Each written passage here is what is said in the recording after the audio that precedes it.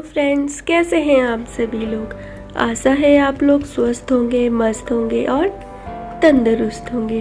तो दोस्तों, हमें अपने काम को खुद महत्वपूर्ण बनाना चाहिए। तो इसी चीज़ पे आपको मैं कुछ बताना चाहूँगी।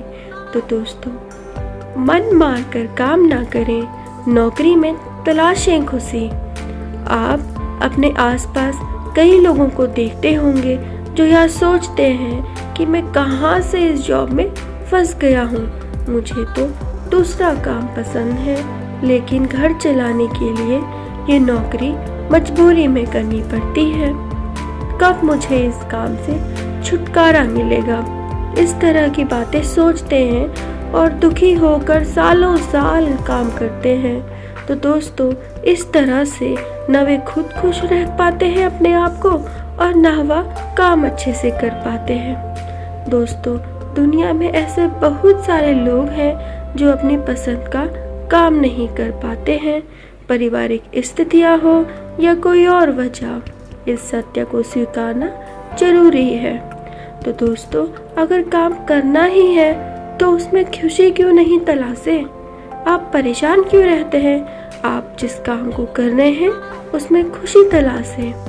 तो दोस्तों, यदि आप भी मजबूरी में कोई नौकरी कर रहे हैं तो सुने, मनपसंद काम न मिलने के बावजूद भी आप खुश रह सकते हैं और खुशी खुशी अपने इस काम को कर सकते हैं।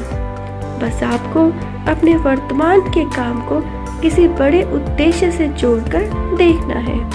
दोस्तों, जब आप ऐसा करेंगे तो आप खुद संतुष्ट होंगे और संतुष्टि में काम और बेहतर होने लगता है।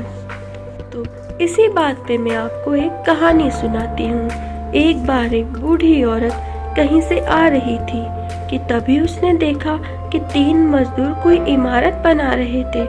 उसने पहले मजदूर से पूछा, तुम क्या कर रहे हो। तो उसने कहा, दिखाई नहीं देता, मैं ईंटों को ढो रहा हूँ। उसने यह जवाब दिया। फिर वह दूसरे मजदूर के पास गई और उसने भी वही प्रश्न पूछा, तुम क्या कर रहे हो।